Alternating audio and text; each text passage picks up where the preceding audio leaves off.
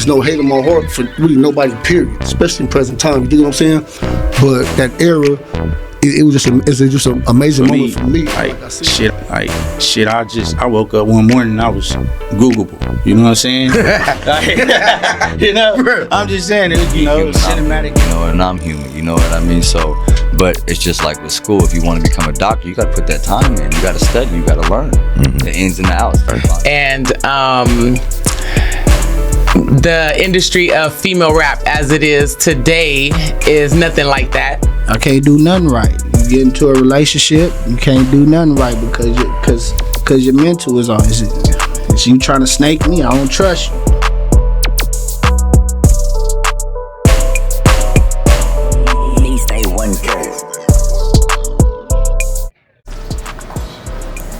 Okay, so this is a non-disclosure form that we ask everybody to fill out. It's basically giving us information, giving us permission, not information, giving us permission for us to put you out there all over the world using your voice, your picture, everything in order for us to over-famous it, okay? That's what I'm supposed to do. I'm gonna over-famous, because it's already a famous name. So I'm just gonna over-famous you and put you out there a little bit more, and I'm gonna do a good job doing it. Simple as that. I'm Hove, and this is Lil Hawk, the famous Don Moore at Instagram. Okay, ladies and gentlemen, if you know who the man is, stop playing with him and don't speak on his name. We're here today with a legend.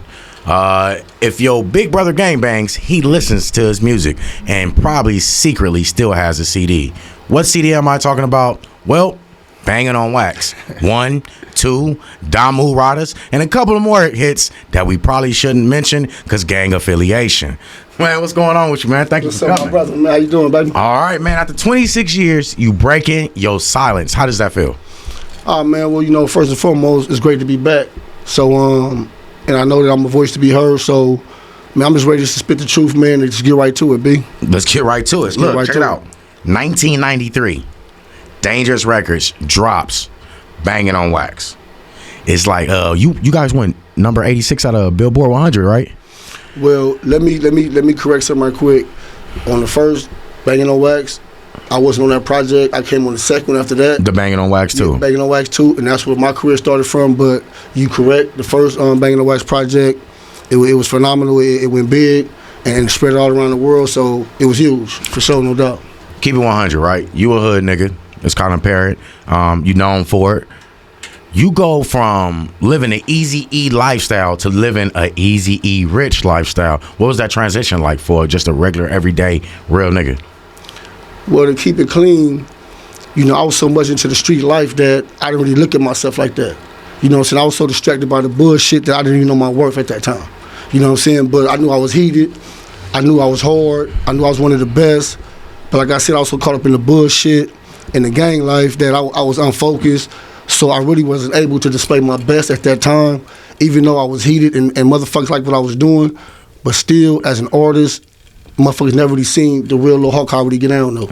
To keep it all the way clean with you. So, damn, like you did just say that. There was a lot going on with the gang banging. A lot of the members, rest in peace to all the fallen soldiers, both sides, respectfully.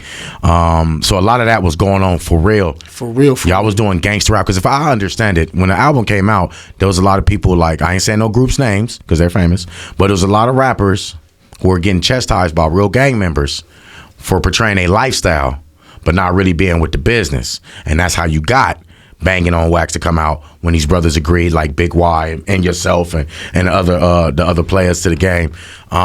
So the question then is, as you fast forward, people start getting knocked down. You yourself get hit with a case, and Big Y makes its own free Lill Hawk, right? And then the rumor hit the street. There's something faulty about that case. Most definitely.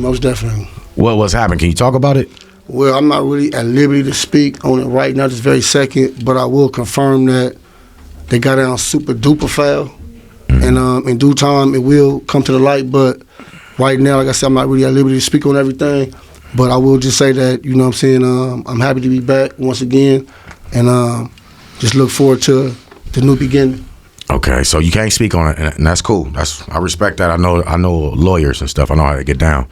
So Fact is, though, you walked down 26 years, though. Facts. A whole L, as they say, right? On the main line. Okay. Facts. Okay, so you get out. I know when I first got out, I got out of the Calipat. I kissed the ground. It was on April Fool's Day. I said, they a fool for letting me free. Because look where I'm at now. But you get out. You go straight to the music. Why? Well, for one, music is in my soul.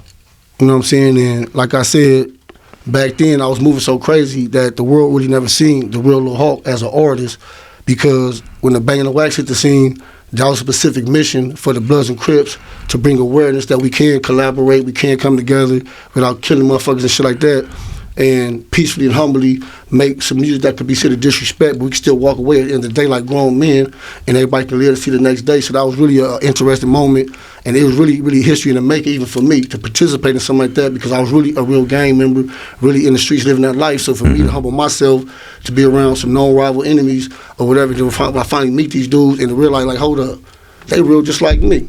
Okay. We just caught up in some bullshit, but these dudes be becoming some of my brothers and shit, you know what I'm saying? I'm talking about, I got, still to this day, man, these dudes are my prayers, my blessings and shit, you know what I'm saying? So it's no hate in my heart for really nobody, period, especially in present time, you dig what I'm saying? But that era, it was just it's just an amazing moment for me. But like I said, people don't know me on the mic, though. But they about to find out. They about to find out, for sure. Find out, believe that. Okay. You gotta ask it, man. Gotta ask it. It's been 26 years.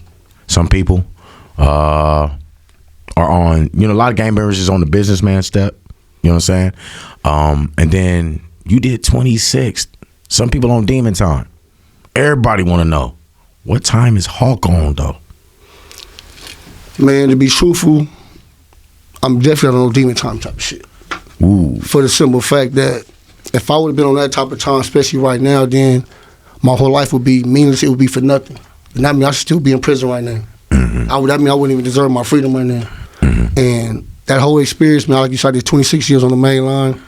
I've been around the most roughest, toughest gang members in California. Bloods, Crips, Mexicans, whites, others, you name it. And to have that whole experience, man, and walked off the shit I walked off, and was meeting people along the way that I ended up establishing, good rapports with and amazing respect with. My point of view has changed now. I don't have no hatred in my heart for no man, no blacks, no Crips, nobody. A man is a man, so I'm pushing like that. You say your point of view has changed. Okay, so for 26 years, you sat in the penitentiary, right? And they bounce you around, from what I understand. You stay at one for like a couple years and you bounce around to another. I was bouncing all over, man. You washing your clothes in the toilet. Wow. Sit with me real quick. You on a cot. We in a 6x9.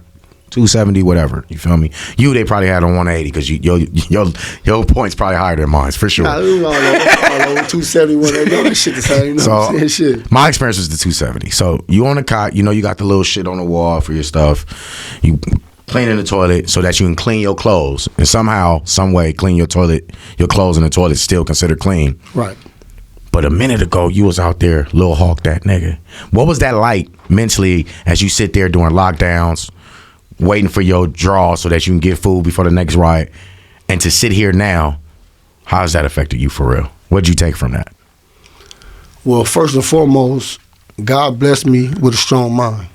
Got you. So let's get that understood first and foremost. I've been having a strong mind since elementary, and God just put me in a position to where, even though I wasn't where I was supposed to be at, mentally where I wanted to be at, that was God plan, to help probably save my life. You dig what I'm saying? So when I was going through that moment, quite naturally, I was hating it. I wasn't feeling none of that. You know what I'm saying? Because I was trapped.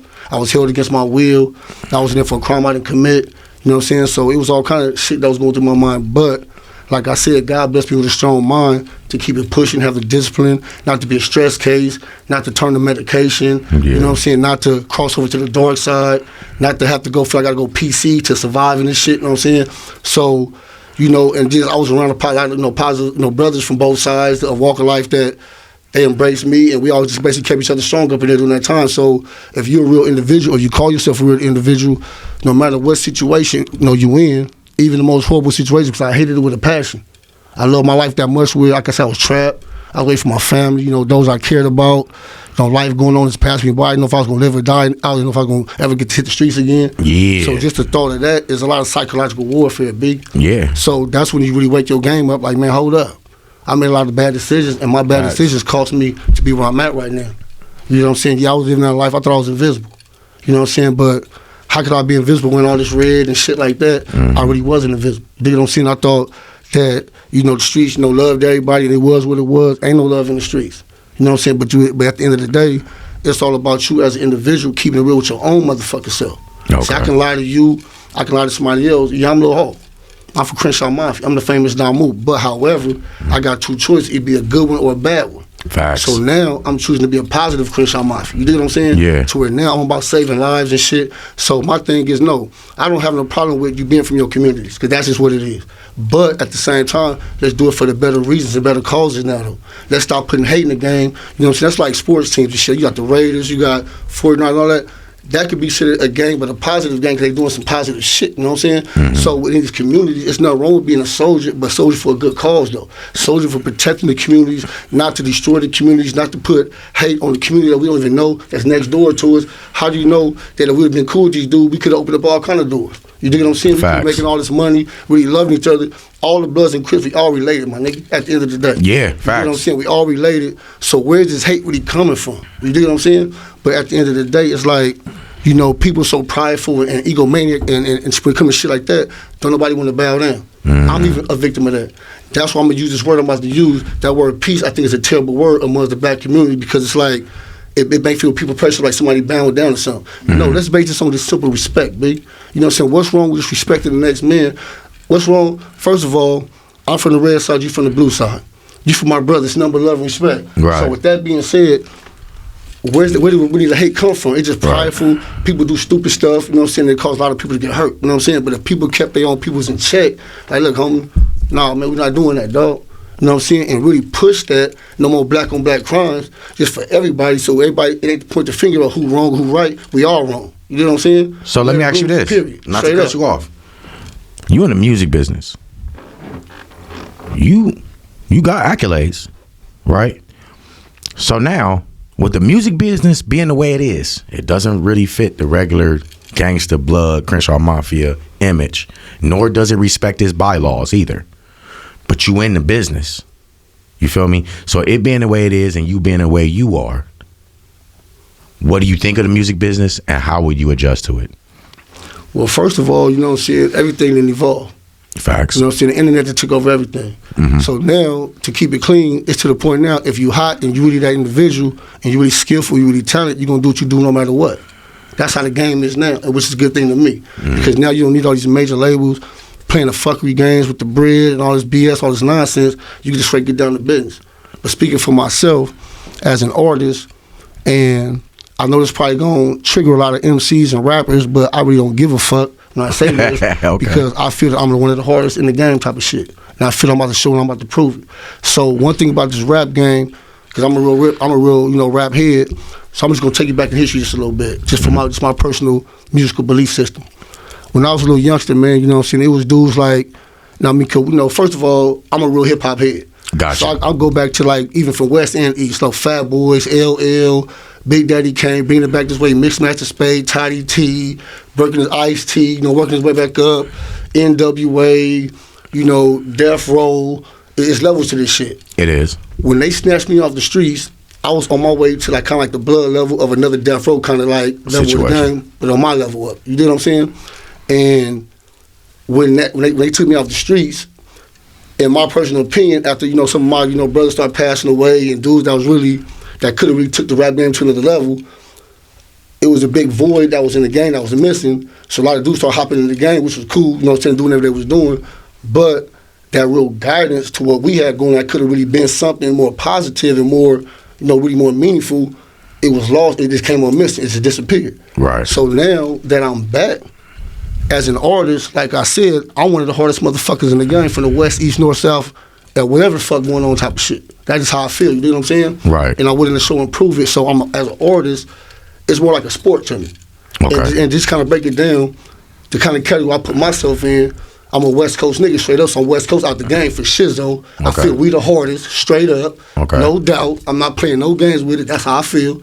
I feel we started this gangster shit. I feel, now don't get me wrong, it's gangsters all around the world, but if everybody gonna just keep it clean, and no disrespect to nobody, period, 'cause I love everybody worldwide, but Bloods and Crips is in every state around the world, but everywhere else ain't in California though. And on the West Coast, we don't got Vice Lords, we don't got GDs. I mean, much love to them dudes and shit, but I'm saying we affect so many people with how we got in, and I play a major part in that.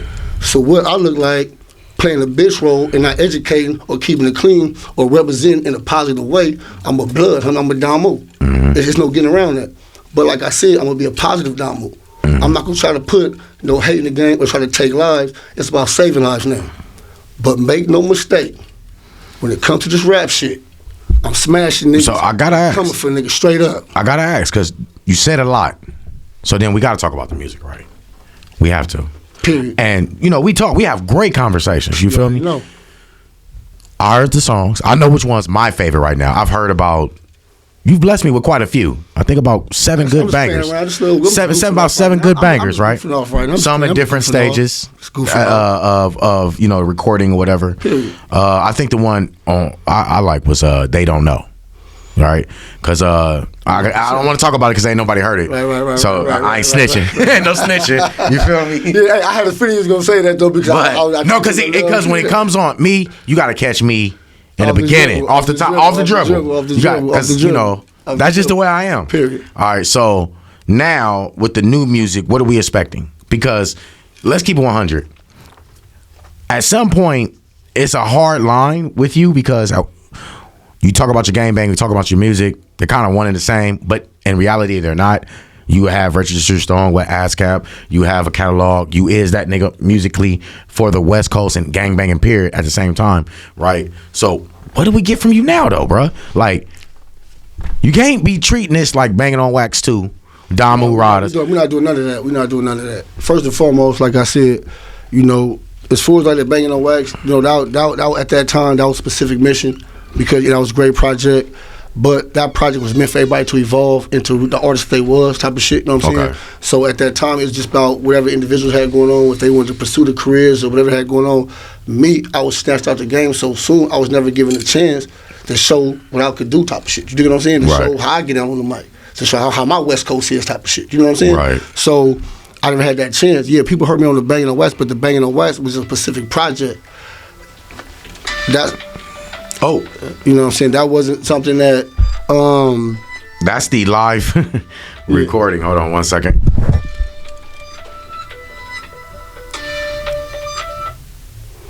Okay, sorry about that. Continue, because you can always cut that part out. Okay, well, like I was saying, you know, the Banging on Wax, that was a specific project. That was a targeted project, specific to target that kind of topic, that kind of subject. You know what I'm saying? Both sides get it in, you know, blow some steam, but without killing motherfuckers in real life, but just really just getting it in, or whatever, to show that Bloods and Crips that we got, you know, style and we got talent too, basically, you know.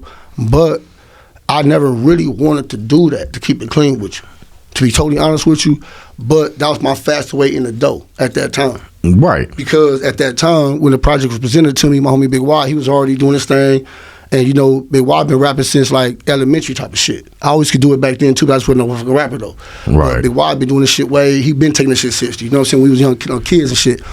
But, so, when the opportunity came to me, because I was one of them dudes, I'd be in the hood getting blowed, you know, instrumental, a hard-ass beat come on, and I just come from here and just gas some shit like Pac and Death Row type of shit, you know what I'm saying? Niggas was like, nigga, you better get popping, nigga. But I didn't give a fuck about rapping, though. I was living the life. I was gang banging, so that was to me like some busted shit to me. You know what I'm saying? But once I really like, hold up, I am really kind of like hard though. You dig what I'm saying? So I was like, shit. I was like, nigga, I might as well, nigga, you know, get a shot of this shit. You know what I'm saying? Like I said, but so I gave it a shot. You know what I'm saying? And like how it came out, and once I finally heard myself really for the first time, you know, professionally, I was like, shit, I'm smashing shit. You know what I'm saying? Then, so period. Talking about the music, right?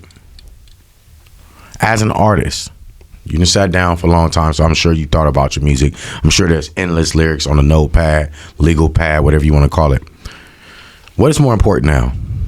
Lyrics? And if so, How important is it to you to perform over your own lyrics when performing? Well, let me just state this. My lyrics is going to be all over the place. The good, the bad, and the ugly. Because sometimes you got to get the ugly to understand the good. You dig what I'm saying? You got to reach the people sometimes in a way where they can relate to you, they can understand. So when you start breaking it down to them, like, look, okay, now that I got your attention, this is what it really is, though. Because at the end of the day, I don't want to mislead nobody. You dig what I'm saying? I don't want to influence nobody to gang bang or none of that type of shit. Because I can't speak on what the next man do with his life. You control your own destiny. But me personally, yeah, I'm a dumb move, like I said. But I got two choices, either be good or a bad one. You dig what I'm saying? So I do have a choice. You dig what I'm saying? Right. And so based on the reality of the game is, who gonna embrace me other than me being Lil Hawk?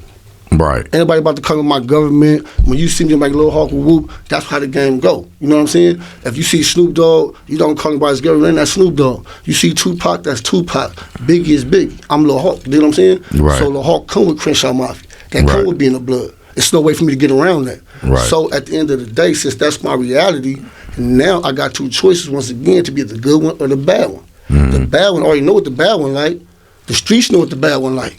You know what I'm saying? Niggas always competitive, know what the bad is like type of shit. Right. But at the end of the day, now that we all grew up and we more mature, and now I'm more like, let's live and let live. Let's come to the round table as just men, not no peach punk shit, but as men, as respecting the next man.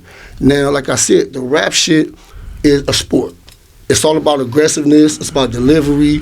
It's about, in West Coast niggas, we got a certain kind of style, certain type of delivery, or we supposed to. You dig what I'm saying? And I'm about to show niggas some real West Coast shit. I got a fan base that just want to hear some Lil Hawk gangster shit. Yeah. I'm not gonna just come with just all gangster shit. I'm gonna come with gangster shit, conscious shit. You know what I'm saying? Love, peace. You know what I'm saying? Everything. I'm gonna show niggas how real niggas can connect. You know what I'm saying? How I don't have no hatred in my heart, like I said, for nobody, my nigga. Okay. I can sit down with Crips, blood. I don't matter to me. I'm just a real nigga like that. So then answer this. Period. You motivated, you feel the energy in the room, but the question is, you've been gone a long time, so let's keep it real. What about your game, now that you stepping back into this game, is savage, right? On the business end. So for you as an artist, not the CM, the Crenshaw Mafia part, right? But as an artist, what about you has improved the most? Your performance or the lyrics? Both, but really, back then, I really wasn't savvy with the business aspect of it. Got you. Meaning that we were signing bullshit, you know, just rushing into shit, we just wanted to be heard, whatever. So my main thing now is, before I just jump all the way out there crazily, I got to make sure the business aspect, paper right, you know, that I'm doing the right shit on my end, you know what I'm saying? Because I'm not going to sit here and just try to make sure I know every goddamn thing. How much did that play into your deals with, like, Banging on Wax 2, Damo Rada situation? How much did you learn from that experience? Well, to keep it clean, I learned what not to fucking do now. You know what I'm saying? I can just say that. Facts, but okay. At that time, we was youngsters, man. They put out this dream to us like we about to be the next best thing. And, like, you know, most companies do it. Most artists go through that, you know what I'm saying? And I seen the light that me possibly being how they were saying and shit like that. But like I said, I wasn't business savvy, though. I was so caught up in the street life. Motherfuckers was playing with pistols. It was all kind of shit going on. You know what I'm saying? So when you live in that lifestyle, you don't know what you're going to live the next day or not. So you really ain't really too much tripping off 10 years from now, 5 years, especially back then. So I really wasn't structured like that. I was more kind of like all over the place. I was wild west and shit. You know what I'm saying? Yeah, most definitely. Now that I'm more mature and had that time to sit down and think, like I said, my main thing now is because lyrically and all that kind of shit, performance, I mean, if I was good back then, you can don't use your imagination. So now you know the effects of gang banging that you've been let's be honest, a lot of Bloods reference your music. So as they should. Let's keep it 100, right? So now that you've seen the effects of your work, right, would you still promote the black on black violence? Absolutely not. Like I said, because once again, you got to hear what I'm saying, big bro. Once the hate is stick out your heart, all of it stick out your heart. Because only that shit only come from hate type of shit. Black on black crime come from hate, self-hate, all kind of shit. You know what I'm saying? Character defects, all kind of bullshit.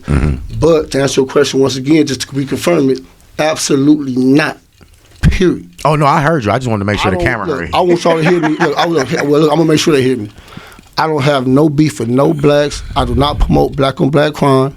However, if you hear some gangster shit in my music, it's just entertainment, period. You know what I'm saying? That's like watching a gangster motherfucking movie. You don't have to live the lifestyle, but you just like gangster shit. It's just entertainment. So I'm going to be a building some of my music. I might be loving and caring in the motherfucking song. I might be talking about just some rap shit, you know what I'm saying? So my music's going to be all over the place. So my fans going to have a choice to whatever you like, whatever your favorite song might be, so be it. If you don't like my music, go eat a dick. I don't give a fuck. You know what I'm saying? So I'm saying I'm not coming to kiss nobody's ass. I don't care if I don't sell not one motherfucking record alone.